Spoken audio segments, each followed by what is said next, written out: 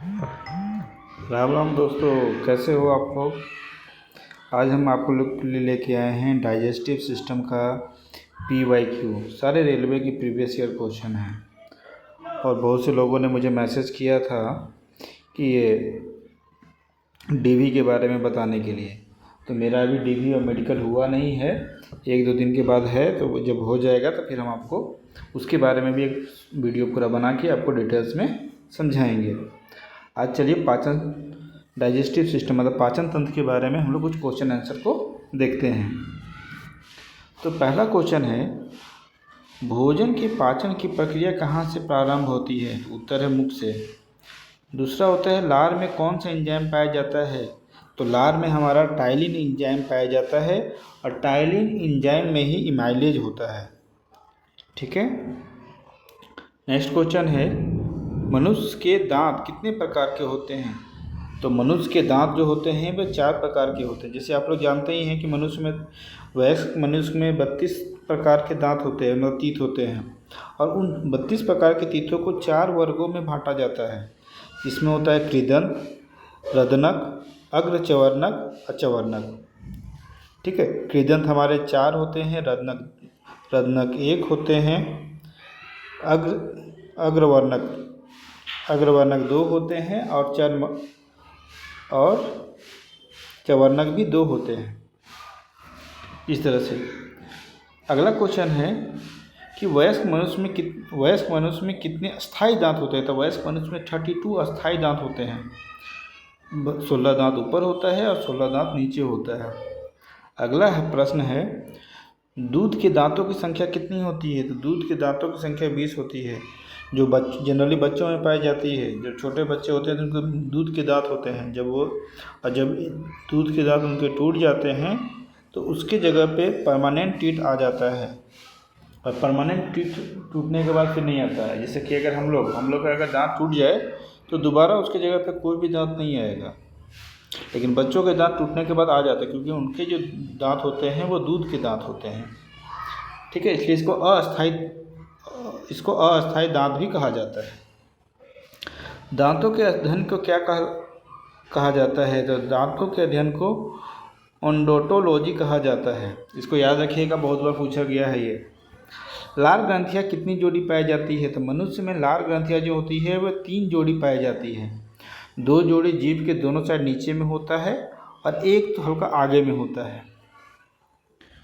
अगला प्रश्न है, मनुष्य गुहा से भोजन किस नली द्वारा आमाशय तक पहुंचता है। तो इसका उत्तर होता है ग्रास नली, या कभी कभी एसोफेगस भी दे दिया जाता है ऑप्शन में। इसलिए दोनों इसका याद रखिएगा, एसोफेगस या ओसोफेगस भी बहुत जगह बोला जाता है। अगला प्रश्न है, आमाशय में कौन सा अम्ल स्रावित होता है। तो आमाशय में हाइड्रोक्लोरिक अम्ल स्रावित होता है, HCl। और ये इसका जो pH मान होता है बहुत ज़्यादा हाई होता है, और इतना ज़्यादा हाई होता है कि अगर हम इस HCl में अगर हम लोग अपना उंगली तक डालें तो वो उंगली भी हम लोग का क्या हो जाता है, मेल्ट हो जाएगा, गल जाएगा। लेकिन फिर अब आप लोग पूछिएगा कि सर जब इतना वो डेंजरस है तो हम लोग को पेट में कुछ क्यों नहीं होता है। तो वो इसलिए नहीं होता है क्योंकि हमारे स्टोमक में एक और तरह का लिक्विड निकलता है जिसको हम लोग म्यूकस बोलते हैं, जो हमारे पेट की आंतरिक दीवारों को बचाता है। आगे वो भी क्वेश्चन है, क्योंकि ये सभी बोले ना प्रीवियस ईयर पूछा हुआ है। अगला है, आमाशय में प्रोटीन का पाचन कौन सा एंजाइम करता है। तो आमाशय में प्रोटीन का पाचन जो होता है वो पेप्सिन नामक एंजाइम कहा जाता है। अब पेप्सिन नामक एंजाइम के बारे में हम आपको बता दें कि ये बच्चों में पेप्सिन नामक एंजाइम बहुत ज़्यादा बनता है। इसलिए बच्चों को बहुत ज़्यादा अगर दूध पिला दीजिएगा तो कोई दिक्कत नहीं है, वो सारे के सारे डाइजेस्ट कर लेंगे, क्योंकि पेप्सिन उनमें बहुत मात्रा में बनता है। लेकिन वही वयस्क व्यक्ति में पेप्सिन की मात्रा कम होती है, तो उन लोग को अगर ज़्यादा दूध पिलाइएगा तो वो डाइजेस्ट नहीं कर पाएंगे। इसलिए देखिएगा वयस्क बहुत जगह डॉक्टर को भी, अगर वयस्क आदमी को ज़्यादा एसिडिटी होता है तो डॉक्टर कहता है दूध मत पीजिए, क्योंकि वो आपको एसिडिटी करेगा, आप उसको डाइजेस्ट नहीं कर सकते। ये भी क्वेश्चन पूछा गया, पेप्सिन किस में ज़्यादा होता है, बच्चों में कि वयस्क में। तो बच्चों में ज़्यादा होता है पेप्सिन की मात्रा। दूसरा, रेनिन एंजाइम का क्या होता है। तो रेनिन एंजाइम का कार्य जो होता है दूध में घुली हुई प्रोटीन जो कि केसिन होती है उसका पाचन करता है।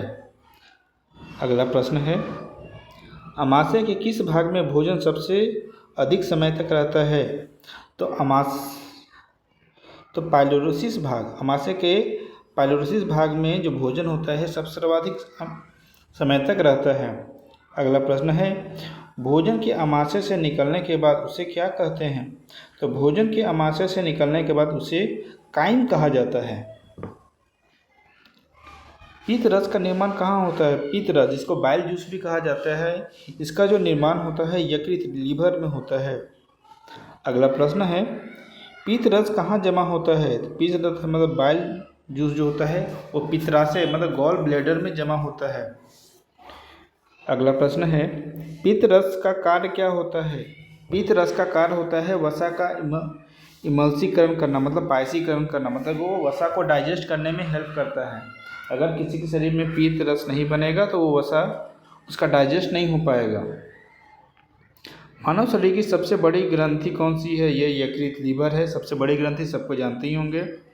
यकृत का मुख्य कार्य क्या होता है? तो यकृत तीन तरह के कार्यों को करता है। पहला, ये पीत का निर्माण करता है, बाइल का निर्माण करता है, जो भी हम ऊपर में ही डिस्कस किए थे। दूसरा, ग्लाइकोजन का संचय करता है, मतलब एक्सेस जो ग्लूकोज होता है ना उसको वो ग्लाइकोजन में कन्वर्ट करके स्टोर करके रखता है। तीसरा होता है विषयुक्त पदार्थों का निराकरण करता है, मतलब अगर हम लोग हल्का सा पॉइजन कर लेते हैं तो उसमें ये हेल्प करता है। अगला प्रश्न है, कार्बोहाइड्रेट को ग्लूकोज में कौन परिवर्तित करता है? तो कार्बोहाइड्रेट को ग्लूकोज में यकृत परिवर्तित करता है। अगला प्रश्न है, अग्न्याशी रस में कौन सा एंजाइम होता है? तो अग्न्याशी रस में इमाइलेज, लाइपेज और ट्रिप्सिन नामक एंजाइम पाया जाता है। 3 तरह का होता है, मतलब हमारे स्टोमक में से, मतलब पेट में से 3 तरह के एंजाइम्स निकलता है। पहला होता है इमाइलेज, दूसरा होता है लाइपेज और तीसरा होता है ट्रिप्सिन। प्रोटीन को पॉलीपेप्टाइड में कौन परिवर्तित करता है? तो इसका ये होता है ट्रिप्सिन। अगला प्रश्न है, वसा को अम्लीय व अम्ल और ग्लिसरॉल को कौन परिवर्तित करता है? तो लाइपेज। नेक्स्ट प्रश्न है, स्टार्च को माल्टेज में कौन परिवर्तित करता है? तो अग्न्याशय, इमाइलेज। अगला प्रश्न है,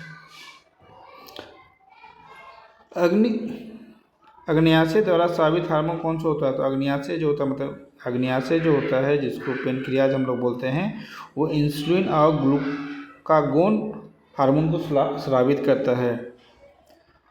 अगला प्रश्न है, छोटी आंत के कितने भाग होते हैं? तो छोटी आंत के 3 भाग होते हैं। भोजन का सर्वाधिक पाचन और अवशोषण कहाँ होता है? तो भोजन का सर्वाधिक पाचन और अवशोषण जो होता है वो छोटी आंत में होता है। और छोटी आंत को ये मत समझिएगा कि छोटा होता है, छोटी आंत ही जो होता है सबसे बड़ा होता है। ये बड़ी आंत से भी बड़ा होता है, ये 6 मीटर खुद इसका लंबाई होता है। हमारे आहार नाल जनरली 9 मीटर का होता है, उसमें 6 मीटर बस छोटी आंत होता है। छोटी आंत की दीवार पर मौजूद उंगली जैसी संरचनाएं क्या कहलाती है? तो छोटी आंत पर मौजूद उंगली जैसी जो संरचनाएं होती हैं इसे विली या रसांकुर कहते हैं। इसका कार्य यह होता है, ये सरफेस एरिया को बढ़ा देता है जिससे एब्जॉर्प्शन मतलब कि ज़्यादा अवशोषण हो पाता है। अगला, विली का कार्य क्या है? यह भोजन के अवशोषण के लिए सतह का क्षेत्र बढ़ा देता है, सरफेस एरिया बढ़ा देता है। अगला प्रश्न है, छोटी आंत में प्रोटीन का अंतिम पाचन कौन सा एंजाइम करता है? तो छोटी आंत में प्रोटीन का अंतिम पाचन होता है, सबसे पहले वो पेट में पचेगा स्टोमक में, उसके बाद वो अग्न्याशय उसको पचाएगा, उसके बाद वो छोटी आंत में पचता है। तो छोटी आंत में से इरेप्सिन पचाता है। अगला प्रश्न है, छोटी आंत में कार्बोहाइड्रेट का अंतिम पाचन कौन सा एंजाइम करता है? तो छोटी आंत में कार्बोहाइड्रेट का अंतिम पाचन जो होता है वो माल्टेज, सुक्रेज और लैक्टोज करता है। अगला प्रश्न है, बड़ी आंत का मुख्य कार्य क्या है? तो बड़ी आंत का मुख्य कार्य है जल और कुछ खनिजों का अवशोषण करना। बड़ी आंत के कितने भाग होते हैं? तो बड़ी आंत के भी 3 भाग होते हैं। अपेंडिक्स मानव शरीर के किस अंग से जुड़ा होता है? तो अपेंडिक्स जो होता है वो मानव शरीर के बड़ी आंत से जुड़ा होता है। अगला प्रश्न है, किस विटामिन का संश्लेषण बड़ी आंत में होता है? तो विटामिन के और विटामिन बी कॉम्प्लेक्स का जो अवशोषण होता है वो बड़ी आंत में होता है। बिना पचा भोजन शरीर से कहाँ बाहर निकलता है? तो बिना पचा हुआ भोजन जो होता है वो गुदा एनस से थ्रू बाहर निकल जाता है।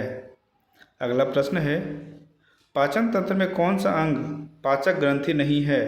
तो ये है हमारा ग्रास नलिका, एसोफेगस। अगला प्रश्न है, भोजन में एसोफेगस से आमाशय तक ढकेलने जाने वाली गति को क्या कहा जाता है? तो क्रमाकुंचन कहा जाता है।